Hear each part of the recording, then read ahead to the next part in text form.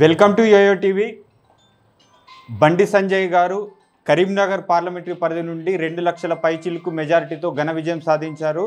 దానితో పాటు ఈ ఘన విజయానికి తీపి గుర్తుగా కేంద్ర ప్రభుత్వం కేబినెట్లో అవకాశం కల్పించింది. తన ప్రమాణ స్వీకారోత్సవాన్ని తిలకించేందుకు కొందరు ముఖ్య నేతలు మరియు కార్యకర్తలు ఎంపీ కార్యాలయానికి విచ్చేశారు. వారితో మాట్లాడదాం. చెప్పండి బ్రదర్, బండి సంజయ్ గారు మొత్తానికి ఘన విజయం సాధించారు. క్యాబినెట్లో కూడా బెర్త్ కన్ఫర్మ్ అయింది. ఎలా ఫీల్ అవుతున్నారు?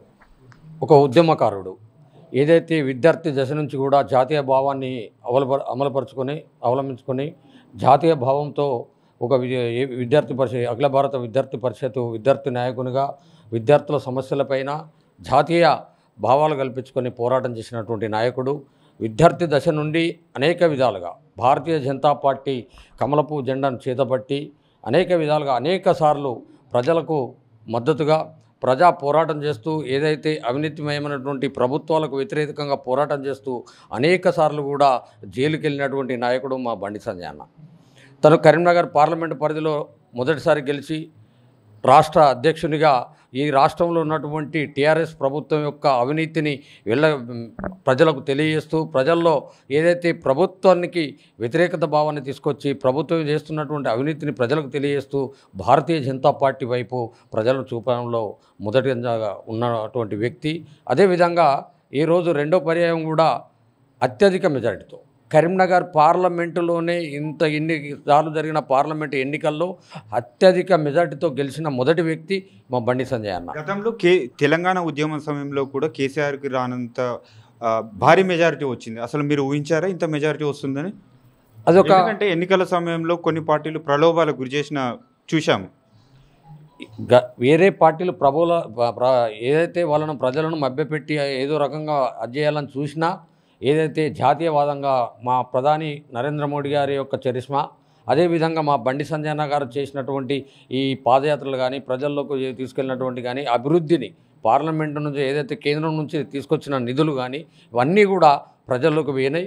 ప్రజల్లో తనను మరొకసారి ఆశీర్వదించాలని అవతల ఉన్న వ్యక్తుల కన్నా తనైతేనే బండి సంజయ్ గారు అయితేనే బాగుంటుందని, అదేవిధంగా భారతీయ జనతా పార్టీ యొక్క అభ్యర్థిగా బండి సంజయ్ అన్నను గతంలో ఉన్న కేసీఆర్ మెజార్టీని కూడా దాటించి ఈరోజు 2,27,000 మెజార్టీతోటి ఈ కరీంనగర్ పార్లమెంట్లోనే మొదటి వ్యక్తిగా ఈరోజు కరీంనగర్ ప్రజలు ఎన్నుకోవడం జరిగింది.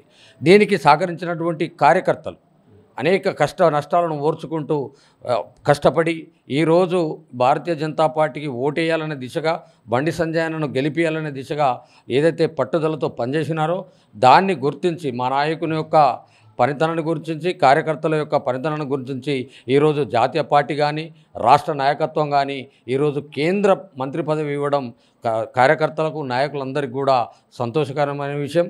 అదేవిధంగా ఒక నాయకుడు పోరాటం చేస్తే ఆ స్ఫూర్తిని కూడా తీసుకోవడానికి భారతీయ జనతా పార్టీలో కిందున్న నాయకత్వం కూడా అదే దారిలో రావాలని సూచించినటువంటి పార్టీ భారతీయ జనతా పార్టీ. జాతీయ నాయకత్వం కానీ మా పార్లమెంట్ సభ్యులైనటువంటి బండి సంజయ్ గారు కూడా మాకేందంటే ఒక దిక్సూచిగా ఏదైతే మనం పనిచేయాలా, ఏదైతే కార్యకర్తగా పనిచేస్తే ఏ స్థాయికి వెళ్ళొచ్చు అది ఒక భారతీయ జనతా పార్టీలోనే సాధ్యం అనేది ఈరోజు జాతీయ పార్టీ నిరూపించడం జరిగింది. ఒక సామాన్య కుటుంబంలో పుట్టినటువంటి బడుగు బలహీన వర్గాలకు చెందినటువంటి నాయకుడు బండి సంజయ్ గారు.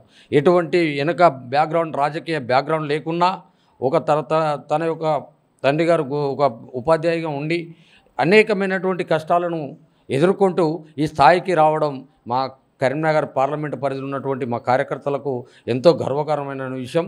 అదేవిధంగా ఇంకా ఎన్నో పదవులు ఆశించి ఈ కరీంనగర్ పేరును ఈరోజు జాతీయ స్థాయిలో దేశ స్థాయిలో వారి పేరు రావాలని మేమందరం కూడా కార్యకర్తలందరం కూడా కోరుకుంటున్నాం.